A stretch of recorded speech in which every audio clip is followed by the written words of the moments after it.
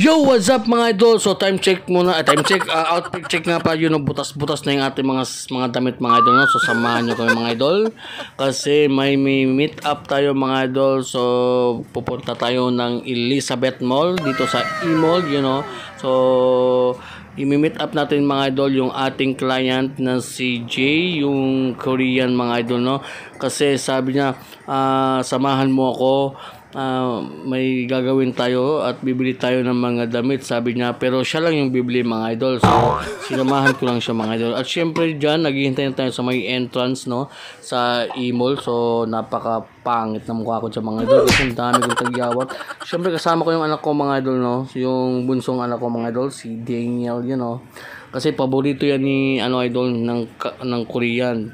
Yung tawag nga niya sa kanya mga idol is son, no, son, anak. So yun, nandyan tayo sa Hansam mga idol, no. So Hansam, baka naman. So dyan, pumasok na kami dyan. Siyempre nagpili na kami dyan mga idol, no. At siyempre sabi ko, pili ka lang dyan, idol. Tapos kami, nood lang kami mga idol. Pero yun, sabi niya, talagang nagalit siya mga idol kasi gusto niya kuha rin kami. So yun, kaya nagpili na ako dyan. So isa lang pinili ko dyan mga idol, no. At siyempre yung anak ko, talagang dalawa yung kinuha, short at saka t-shirt yata yung kinuha niya mga idol. Tapos sabi ko wag na kasi baka malakihan ka sa gasto. Sabi niya okay lang daw. Grabe. So yun, nagpapasalamat tayo sa ating idol na si Idol J. Talagang gift niya yan sa amin mga idol niya, no. So yun. At syempre dyan, no, at maraming salamat sa Hansam dyan, no. So sa gustong bumili ng mga mumurahing t-shirt, dyan lang kayo mga idol. So Hansam. So yun, pagkatapos pumunta kami ng ewan ko anong tawag dyan sa taas, sa third floor yata yan mga idol, fourth floor ba yan. So yan, talagang galing sumayaw ni Korean, ni Idol J. Grabe, oh, ang lupit mga idol, oh, yun, oh, diba, astig, pak.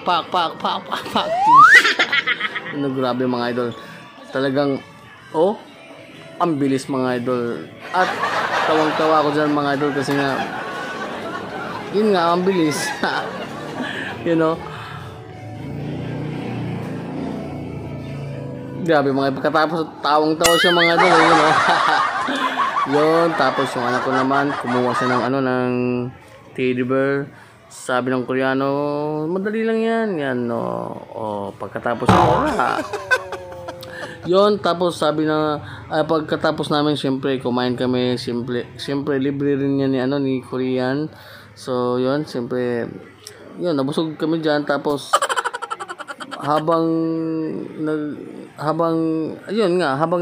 umupo kami dyan, na pag-isipan ni Idol na pumunta kami ng Kulon. Sabi niya maglakad-lakad lang tayo sa Kulon.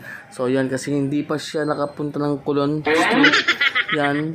So at syempre pagkatapos nyon, bumalik ulit kami sa E-Mall kasi dun siya sasakay pa uwi sa Ayala. So yun, maraming salamat mga idol, at yun lang yung ating video.